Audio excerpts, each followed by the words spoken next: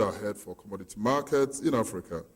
Our role is to use our passion for facilitating knowledge exchange, our passion for convening the right people at the right time on the right issue. And we believe that you are the right people to convene today to discuss the vital question of how Africa works towards the realization of the promise and potential of commodity exchanges. At UNDP, our interest is also driven by our focus of helping build institutional capacities across Africa. A few years ago, we provided support to the establishment of the Ethiopian Commodity Exchange, and our support has continued. And you can imagine how proud we feel this morning to stand here and witness the coming of age of the Ethiopian Commodity Exchange, which has led them to co-convene such a continental gathering of this magnitude. As UNDP, we are also very keen to support dialogue on commodity exchange because it provides a way of empowering those members of our society, and indeed those members of our society who make up the largest numbers in most of our countries, our small farmers. Empowering lives and resilient nations is the driving force of all our work as UNDP. Distinguished guests, Africa has a huge and largely untapped agricultural potential. And with the right policies and enabling frameworks in place, commodity exchanges can flourish on our continent and herald in an age of greater transparency, an age of greater efficiency to our old age marketing systems. Could also reduce transactions costs in commodity marketing, and importantly, help transform the lives of farmers who happen to find themselves at the bottom end of the commodities chain. Over the next 2 days, we hope you not only bring your experience, but your passion as you dialogue and debate. Allow me to challenge you today to let your minds and your hearts be inspired not just by the term commodity exchange, but what lies behind it. The tantalizing, fruity taste of your morning coffee, the right fresh beans for your hummus at lunch today, the fables of our childhood, talking of the riches and excitement of our trading ancestors. Let that passion speak today and tomorrow, so that when you leave, you do so knowing you help bring Africa one step closer to a richer trading experience, that you help bring Africa one step closer to this continent having greater control and a greater leverage of the markets in the commodities that originate from this beloved continent of ours. And on that note, let me once again thank all of you for coming and invite my co-convener, often described by many as one of the smartest and most intelligent women on this continent today, Ms. Eleni Gabriel-Magdin, Chief Executive Officer of the Ethiopian Commodity Exchange. I thank you.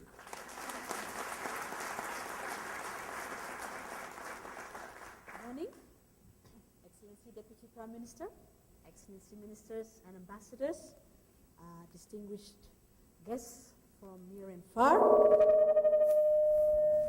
Welcome to, can you hear me? Welcome to Addis Ababa, for those of you who have come from our continent, as well as from Europe and the United States and Asia. It's my great pleasure to welcome you here this morning, and following the tradition of my friend and co-convener, Eugene, I would like to say, Hamjambo, Iniche, Enestelling, Dawanadarachu, and I wish I knew a few more. Muliboinji, from Malawi. I hope you enjoyed the energetic and passionate Adunya dance group that performed an especially choreographed piece for you this morning called Africa Go Live, and that was choreographed by Junaid, one of our Ethiopian modern dancers who was recently awarded the Rolex International Award, a very difficult and important modern dance award. That said, there are many reasons, I imagine, why you are here. You may be working in government, you may be in business, you may be a technology provider, you may be a regulator, you may be a securities trader, you may be in commodity trading, you may be a banker, you may be an insurer, you may be an investor, you may be trying to set up an exchange, or you may be working in an exchange, or maybe you're just somebody who's curious what all this commodity exchange business is about.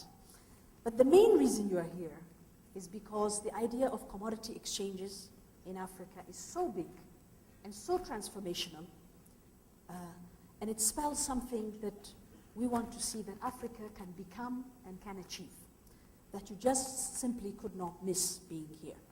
And I think you're right. This convening on commodity exchanges in Africa comes at a time when two important forces are coming together.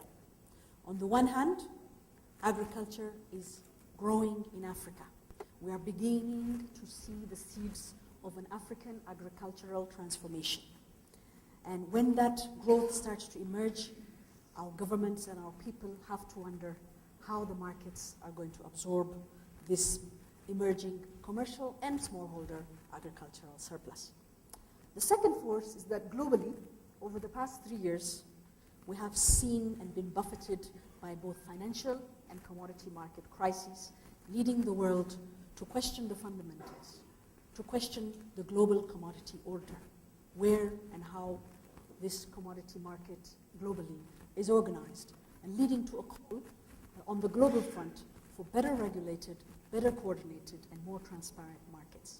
So these two forces coming together bring us squarely to the commodity exchanges agenda, because the era where governments did it all with the marketing boards, followed by the era of structural adjustment where the government did nothing at all, has now come to the third wave, which is a new period where government and its private sector will have to work together in a coordinated fashion, creating an enabling environment and enabling government in order for private trading to flourish and grow on this continent. So this is a creative period. We're not there yet. We don't yet have the exact model. We have some models, and we have a lot of creative thinking at this time in Africa. It's an exciting time. And we are here today and tomorrow to reflect on very big questions, such as whose exchange is it? What kind of exchange are we creating? Should it be national or regional? What about regulation?